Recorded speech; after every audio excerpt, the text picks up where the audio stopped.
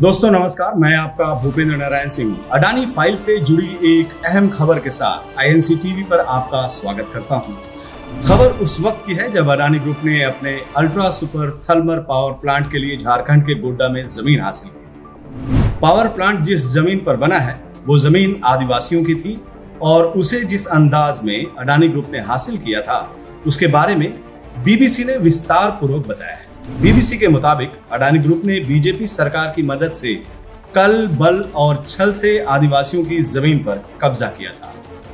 Adani group की गुंडई के बारे में बताते हुए पीड़ित लुखुमोई मुर्मी बीबीसी से कहती हैं कि हमने पावर प्लांट के लिए अपनी जमीन नहीं दी है, फिर जाने कैसे मेरी जमीन का अधिग्रहण हो गया।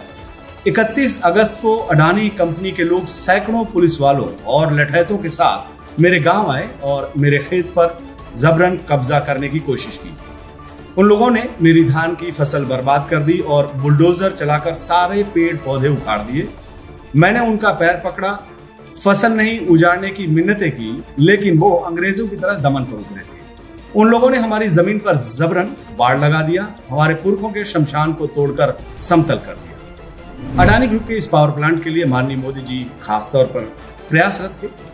पावर प्लांट से पैदा की जाने वाली बिजली सीधे बांग्लादेश को भेजी जानी थी और इसके लिए प्रधानमंत्री श्री नरेंद्र मोदी ने उस वक्त पहल की थी जब वो साल 2015 में बांग्लादेश के दौरे पर गए थे। बाद में जब बांग्लादेश की प्रधानमंत्री शेख हसीना दिल्ली आई तो करार पर मुहर लगा और उसके बाद शुरू हुआ अंग्रेजी राज के स्टाइल में जमीन पर जबरन कब्जा का सिलसिला।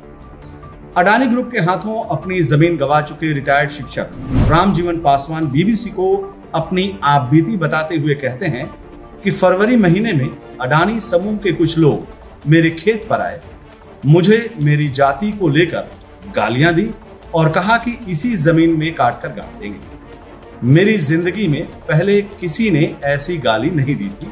मैं इस घटना को भूल नहीं पाता हूँ।